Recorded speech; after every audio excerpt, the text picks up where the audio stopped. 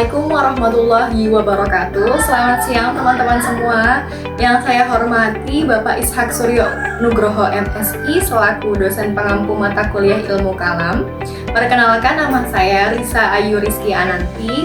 Saya adalah mahasiswa semester 2 dari program studi pendidikan agama Islam dengan nomor induk 2541104022288. Nah, video ini saya dedikasikan dan saya buat secara khusus untuk memenuhi tugas akhir mata kuliah semester ini, yaitu mata kuliah Ilmu Kalam yang akan membahas secara mendalam 4 topik krusial tentang pemahaman filsafat Islam. Jadi, mari kita mulai dari pembahasan yang pertama, yaitu definisi dasar ilmu kalam, lalu melangkah ke garis waktu tentang sejarah yang memecahkan persatuan politik umat Islam di masa Khalifah Ali bin Abi Thalib dan Khalifah Utsman bin Affan, lalu lanjut ke teologi yang ekstrim seperti Jabariyah dan Qadariyah beserta dalil-dalilnya, lalu ditutup dengan materi perbedaan antara ilmu kalam, tasawuf, dan filsafat Islam seperti itu teman-teman. Mari kita lanjut ke materi yang pertama. Teman-teman sekalian, sebelum kita melangkah jauh, pertanyaan mendasarnya adalah apa sih sebenarnya ilmu kalam ini? Mengapa dinamakan kalam yang berarti kata-kata? Pengertian secara bahasa atau secara harfiah, kata kalam dalam bahasa Arab berarti pembicaraan, kata-kata atau ucapan. Mengapa para ulama terdahulu memilih nama ini? Ada 2 alasan utama yang sering disebutkan. Pertama, karena pada abad-abad awal Islam, masalah terbesar yang diperdebatkan adalah tentang kalamullah. Kalamullah ini atau disebut dengan firman Allah, yaitu apakah Al-Quran ini makhluk, sesuatu yang diciptakan, atau bukan. Perdebatan ini sangat sengit hingga menguras energi umat. Lalu yang kedua, karena ilmu ini dalam pembahasannya menggunakan argumen kata-kata dan logika yang tajam untuk mematahkan argumen lawan bicara yang menyerang akidah Islam. Lalu yang kedua ini ada pengertian secara istilah atau terminologi. Nah, secara istilah, ilmu kalam adalah ilmu yang membahas tentang wujud Allah, sifat-sifat yang wajib ada pada Allah, sifat-sifat mustahil, serta membahas tentang para rasul, nabi, kitab, hingga hari akhir. Namun, yang membedakannya dengan ilmu fikih atau tafsir biasa adalah metodenya. Ilmu kalam ini menggunakan argumen rasional, logika akal sebagai jembatan untuk memperkuat dalil-dalil nakli. Nah, dalil-dalil nakli ini seperti Al-Quran, hadis. Contoh gampangnya seperti ini. Kalau kita berdiskusi dengan orang yang tidak percaya dengan Tuhan atau ateis, kita tidak bisa langsung membacakan ayat Al-Quran karena mereka sejak awal tidak percaya dengan Al-Quran. Nah, disinilah ilmu kalam kita masuk. Kita gunakan logika akal dahulu. Misalnya, sebuah meja tidak mungkin ada kalau tidak ada tukang kayu yang membuatnya. Nah, maka alam semesta yang rapi ini pun juga tidak mungkin ada kalau tidak ada yang menciptakannya. Setelah logika mereka masuk, baru kita perkuat dengan dalil ayat Al-Quran. Jadi fungsi utama ilmu kalam adalah membentengi dan membela akidah Islam dari keraguan. Seperti itu teman-teman. Nah, sekarang kita masuk ke babak sejarah tragis dan perang Siffin. Mengapa umat Islam yang tadinya bersatu di zaman Nabi Muhammad SAW dan Khalifah Abu Bakar, Umar hingga Umar itu tiba-tiba terpecah menjadi golongan-golongan teologi. Semua ini berasal dari sebuah tragedi politik di akhir masa pemerintahan Khalifah ketiga, yaitu Khalifah Utsman bin Affan. Nah, di sini kita akan membahas peristiwa terbunuhnya terlebih dahulu. Pada paruh kedua kepemimpinan Utsman bin Affan menghadapi gelombang fitnah yang luar biasa, kelompok-kelompok oposisi dari berbagai wilayah seperti Mesir dan Kufah merasa tidak puas dengan kebijakan pemerintahan. Mereka menuduh adanya nepotisme atau penunjukan pejabat yang didominasi oleh keluarga dekat Utsman, yaitu Bani Umayyah. Nah, ketegangan ini memuncak ketika ribuan demonstrasi ini mengepung rumah Khalifah Utsman di Madinah. Meskipun situasi sangat genting, Utsman tetap menolak untuk menggunakan kekerasan atau memerintahkan para sahabat untuk mengangkat senjata demi menghindari tumpahnya darah sesama muslim di kota suci tersebut. Namun, para pemberontak berhasil menerobos masuk Tragisnya itu Khalifah Utsman bin Affan wafat terbunuh dalam kondisi sedang membaca Al-Quran. Peristiwa kelam ini disebut dengan Al-Fitnatul Kubro atau fitnah terbesar. Nah, hubungan menuju perang Siffin di masa Khalifah Ali setelah wafatnya Utsman terjadi karena kekosongan kekuasaan yang sangat berbahaya. Atas desakan umat, Ali bin Abi Thalib akhirnya bersedia dibaiat menjadi khalifah keempat. Namun Ali mewarisi pemerintahan yang kondisinya sangat kacau balau tadi dan tidak stabil. Nah, disinilah konflik baru muncul. Muawiyah bin Abi Sofyan yang saat itu menjabat sebagai gubernur Syam atau Suriah sekaligus kerabat dekat almarhum Khalifah Utsman menolak untuk memberikan baiat atau sumpah setia kepada Khalifah Ali. Nah, di sini kita bagi dua ya, sikap Muawiyah dan sikap Khalifah Ali. Pada sikap Muawiyah, beliau ini menuntut agar Khalifah Ali menangkap dan mengadili pembunuh Utsman terlebih dahulu sebelum membahas hal lain. Selama pembunuh Utsman belum dihukum dan ditemukan, Muawiyah tidak mau tunduk. Lalu ke sikap Khalifah Ali. Nah, sebagai pemimpin tertinggi, Ali memiliki strategi yang berbeda. Menurut Ali, kondisi negara pada saat itu kan sedang membara dan penuh provokator. Jika langsung melakukan penangkapan radikal bisa memicu perang saudara yang lebih besar. Jadi, prioritas Ali pada saat itu adalah menstabilkan keamanan negara dan merapikan birokrasinya terlebih dahulu. Baru setelah kondisinya tenang, hukum baru ditegakkan. Nah, karena komunikasi tadi yang buntu dan kedua belah pihak membawa pasukan dalam jumlah besar untuk berjaga-jaga, nah bertemulah kedua pasukan ini di sebuah tempat bernama Siffin di tepi sungai Efrat pada tahun 37 Hijriah. Nah, ketegangan politik yang gagal diselesaikan lewat diplomasi ini akhirnya meletus menjadi pertempuran fisik politik yang gagal, pertempuran fisik antar sesama muslim yang dikenal sebagai Perang Siffin. Perang ini baru berakhir ketika pasukan Muawiyah mengangkat Al-Quran di ujung tombak mereka sebagai ajakan untuk berdamai, atau ini disebut dengan peristiwa tahkim atau arbitrase, seperti itu teman-teman. Nah, teman-teman dan Bapak dosen yang saya hormati, jika kita bedah lebih mendalam meletusnya Perang Siffin antara kubu Khalifah Ali dan Ali bin Abi Thalib dan kubu Muawiyah bin Abi Sofyan, sebenarnya tidak terjadi begitu saja. Ada 3 faktor penyebab utama yang menjadi pemicu mendalam di balik kegagalan diplomasi kedua belah pihak. Faktor pertama adalah perbedaan skala prioritas antara Madinah dan Syam. Konflik ini memuncak karena adanya benturan dua sudut pandang yang sama-sama kuat. Di satu sisi, Muawiyah di Syam didukung oleh keluarga besar Bani Umayyah. Bagi mereka, pembunuhan Khalifah Utsman adalah kejahatan kemanusiaan yang luar biasa, sangat-sangat keji, sehingga hukum kisos atau penangkapan para pembunuh harus menjadi harga mati sebelum urusan politik lain dimulai. Sementara di sisi lain, Khalifah Ali di Madinah melihat struktur pemerintahan Islam saat itu sudah rapuh di berbagai daerah pasca pemberontakan. Banyak pejabat daerah yang tidak setia. Bagi Ali, menegakkan hukum kisos di tengah kondisi negara yang anarkis dan penuh provokator justru akan memicu pemberontakan baru yang lebih besar. Ali ingin menyatukan saf dan merapikan birokrasi dulu, baru menegakkan hukumnya seperti yang sudah dibahas ataupun nanti akan kita bahas. Perbedaan skala prioritas inilah yang membuat komunikasi kedua belah pihak selalu menemui jalan buntu. Nah, faktor keduanya itu kebijakan politik Khalifah Ali yang tegas. Setelah dibaiat menjadi khalifah, Ali bin Abi Thalib ini mengambil beberapa kebijakan politik yang sangat tegas demi membersihkan pemerintahan. Salah satunya adalah mencopot gubernur-gubernur yang diangkat di masa Khalifah Utsman dan mengembalikan tanah-tanah negara yang sempat dibagikan secara tidak tepat.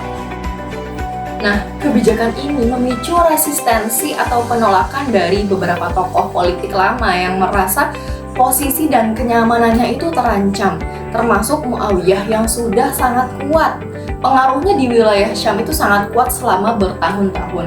Muawiyah merasa pencopotan ini sewenang-wenang di tengah situasi duka wafatnya Utsman. Faktor ketiga yaitu peran provokator dan penyusup di kedua pasukan ini adalah faktor yang paling krusial. Sebenarnya, baik Khalifah Ali maupun Muawiyah sejak awal sama-sama tidak menghendaki terjadinya pertumpahan darah antara sesama muslim. Ketika kedua pasukan sudah saling berhadapan di dataran Siffin, sempat terjadi gencatan senjata dan negosiasi damai selama berbulan-bulan, dari bulan Dzulhijjah hingga akhir bulan Muharram. Namun di dalam barisan kedua pasukan tersebut terdapat kelompok penyusup dan mantan pemberontak yang membunuh Utsman.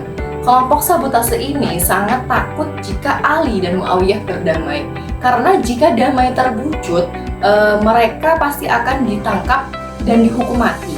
Oleh karena itu, para provokator ini sengaja menyebarkan hoaks, melakukan serangan fajar secara sembunyi-sembunyi, dan mengadu domba kedua kubu di malam hari. Hingga akhirnya pertempuran besar yang tidak diinginkan itu benar-benar meletus. Dari ketiga faktor mendalam inilah kita bisa memahami bahwa perang Siffin bukan hanya sekedar perebutan kekuasaan yang dangkal, melainkan sebuah tragedi politik. Politik yang rumit yang melibatkan benturan prinsip hukum, stabilitas negara, dan kelicikan para provokator sejarah. Seperti itu teman-teman. Kita lanjut. Perang Siffin itu berdampak ternyata tidak berhenti di masalah politik saja, melainkan merembet ke masalah akidah. Masyarakat mulai bertanya-tanya, mengapa sesama muslim bisa saling membunuh? Apakah ini sudah takdir Allah atau murni dosa dari kesalahan manusia itu sendiri? Nah, dari perdebatan inilah lahir dua aliran teologi yang posisinya saling bertolak belakang atau biasa disebut dengan kita itu ekstrem, yaitu Qadariyah dan Jabariyah. Langsung saja kita yang pertama, yaitu aliran Qadariyah. Aliran Qadariyah ini biasa disebut dengan paham kehendak bebas atau free will. Nama Qadariyah berasal dari kata Qadaro yang artinya berkemampuan atau berkuasa. Aliran ini berpendapat bahwa manusia memiliki kebebasan penuh dan kemampuan mutlak untuk menentukan nasib dan perbuatan hingga jalannya sendiri. Nah, menurut mereka, Allah itu memberikan manusia akal dan fisik, lalu melepaskan manusia untuk memilih. Jadi, kalau ada orang berbuat baik atau jahat, itu 100% adalah hasil usahanya sendiri. Dan Allah tidak ikut campur dalam proses pemilihan jalannya tersebut. Lalu lanjut ke ayat landasan Qadariyah. Nah, mereka ini menggunakan surat Ar-Ra'd ayat 11. Nah, adapun ayat Ar-Ra'd itu seperti ini. A'udzu billahi minasyaitonir rajim. Bismillahirrahmanirrahim. Innallaha la yughayyiru ma biqaumin hatta yughayyiru ma bi anfusihim. Shadaqallahul adzim. Seperti ini artinya, sesungguhnya Allah tidak mengubah keadaan sesuatu kaum sehingga mereka mengubah keadaan yang ada pada diri mereka sendiri. Ayat ini menjadi pilar utama bagi kaum Qadariyah karena mereka berargumen bahwa kata mengubah di sini menggunakan subjek manusia. Artinya manusialah yang memegang kendali penuh atas nasib dan perbuatannya sendiri. Sedangkan Allah baru akan mengubah nasib mereka setelah manusia itu sendiri yang bergerak melakukan usaha. Nah, analogi atau contohnya menurut pandangan Qadariyah ini, jika seseorang, kita katakan saja mahasiswa, jika mahasiswa mendapatkan nilai A dalam ujian, itu murni karena dia belajar semalaman, pintar, dan fokus. Allah tidak menggerakkan tangannya saat menjawab soal itu. Nah, dia itu murni kehendak bebas si mahasiswa, seperti itu. Oke, kita lanjut ke yang aliran kedua, yaitu aliran Jabariyah atau biasa disebut dengan paham fatalisme atau predestinasi mutlak. Kebalikan total dari Qadariyah yang tadi, adalah Jabariyah ini. Nama ini berasal dari kata jabaro yang artinya memaksa. Aliran ini berpendapat bahwa manusia sama sekali tidak memiliki kehendak bebas, tidak memiliki daya, dan tidak memiliki pilihan. Segala gerak-gerik perbuatan baik maupun perbuatan buruk manusia, semuanya sudah dipaksa dan digerakkan langsung oleh Allah Subhanahu wa Ta'ala sejak zaman dahulu atau sejak zaman azali. Nah, manusia di dunia ini hanyalah seperti wayang yang digerakkan oleh dalang, atau seperti selembar daun kering yang terombang-ambing ditiup angin. Manusia tidak punya kuasa apapun. Adapun ayat landasan Jabariyah, yaitu mereka menggunakan surat As-Saffat ayat 96 seperti ini. A'udzu billahi minasyaitonir rajim. Bismillahirrahmanirrahim. Wallahu khalaqakum wa ma ta'malun. Shadaqallahul adzim. Artinya seperti ini, padahal Allah lah yang menciptakan kamu dan apa yang kamu perbuat itu. Nah, ayat ini sebaliknya untuk kaum Jabariyah menjadikan ayat ini sebagai senjata utama mereka. Logika yang mereka bangun adalah jika Allah yang menciptakan fisik kita sekaligus menciptakan apa yang kita perbuat, maka seluruh tindakan manusia, baik yang baik maupun yang buruk, pada hakikatnya adalah ciptaan Allah. Manusia tidak memiliki andil sama sekali dalam menciptakan perbuatannya sendiri. Nah, analogi contohnya menurut pandangan Jabariyah, jika ada seseorang yang mencuri, orang tersebut tidak bisa disalahkan sepenuhnya secara hakikat karena tindakan mencuri itu sudah dipaksa oleh takdir Allah atas dirinya sendiri. Manusia hanya menjalani skenario yang sudah tertulis tanpa bisa menolak seperti itu, teman-teman. Nah, bagi diri kita sendiri, kita harus mengambil jalan tengahnya, yaitu adanya paham Ahlus Sunnah wal Jamaah. Namun saya tidak akan menjelaskannya lebih mendalam tentang Ahlus Sunnah wal Jamaah karena ini adalah tugas akhir saya. Lalu lanjut dengan persamaan dan perbedaan ilmu kalam, tasawuf, hingga filsafat Islam. Nah, sekarang kita masuk ke pembahasan yang terakhir yang tadi saya sudah sebutkan. Kita akan memperluas cakrawala berpikir kritis, yaitu melihat hubungan segitiga antara hal-hal tadi, yang tiga tadi, yaitu ilmu kalam, tasawuf, dan filsafat. Ketiga bidang ilmu ini sering dianggap membingungkan, teman-teman. Padahal mereka memiliki irisan yang sangat indah. Nah, persamaan utama dari ilmu kalam, tasawuf, dan filsafat terletak pada objek kajian atau tujuannya. Ketiganya sama-sama ilmu yang berusaha mencari kebenaran tertinggi. Ketiganya ingin menjawab pertanyaan besar tentang siapakah Tuhan, bagaimana alam semesta ini tercipta, dan apa sih tugas manusia dalam hubungannya dengan Sang Pencipta. Lalu perbedaan ketiganya ini terletak pada metode dan pendekatan. Meskipun tujuannya sama, cara atau jalan yang mereka tempuh itu sangat berbeda. Ilmu kalam metodenya adalah perpaduan seimbang antara akal dan wahyu. Ilmu kalam menggunakan logika untuk membela kebenaran teks keagamaan, yaitu Al-Quran dan Hadis. Nah, sifatnya apologetik, artinya tujuannya adalah mempertahankan kebenaran akidah agama yang sudah diyakini agar tidak goyah oleh serangan luar. Adapun tasawuf, nah tasawuf ini bukan lewat perdebatan logika otak, melainkan lewat kecerdasan spiritual dan hati. Bisa disebut dengan juga intuisi. Tasawuf fokus pada penyucian jiwa atau tasqiyatun nafas, menjauhkan diri dari kemewahan dunia dan melakukan amalan-amalan spiritual agar hati menjadi bersih.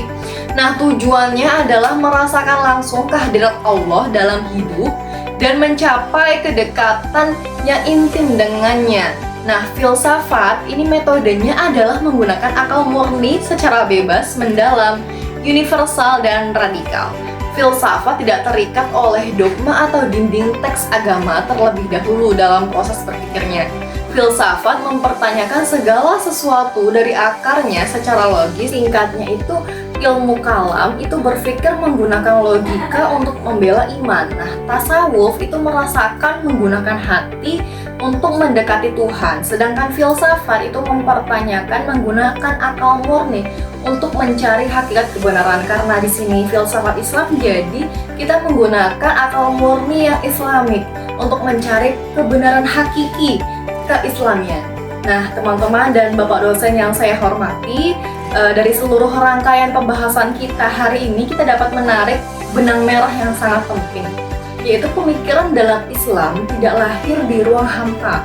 Lahirnya ilmu kalam serta aliran-aliran seperti Qadariyah dan Jabariyah merupakan respon nyata umat Islam saat menghadapi dinamika politik sejarah, mulai dari wafatnya Khalifah Utsman hingga Perang Siffin. Nah, di sisi lain, kekayaan hasanah Islam tercermin dari bagaimana para ulama menggunakan pendekatan kalam, kelembutan hati tasawuf, serta ketajaman filsafat untuk mendekatkan diri kepada kebenaran ilahi. Memahami ilmu-ilmu ini membuat kita menjadi muslim yang lebih bijaksana, tidak mudah menyalahkan orang lain yang berbeda pendapat, dan semakin kokoh dalam memegang teguh akidah Islam. Demikian presentasi video tugas akhir ilmu kalam yang dapat saya sampaikan. Saya menyadari betul bahwa dalam penyampaian ini masih banyak terdapat kekurangan dan kehilafan, oleh karena itu kritik, saran, dan bimbingan yang membangun dari Bapak Ishak Suryonugroho MSI sangat saya harapkan demi perbaikan diri saya di masa yang akan datang. Terima kasih atas perhatiannya, mohon maaf atas segala kesalahan. Wabillahi taufik wal hidayah. Wassalamualaikum warahmatullahi wabarakatuh.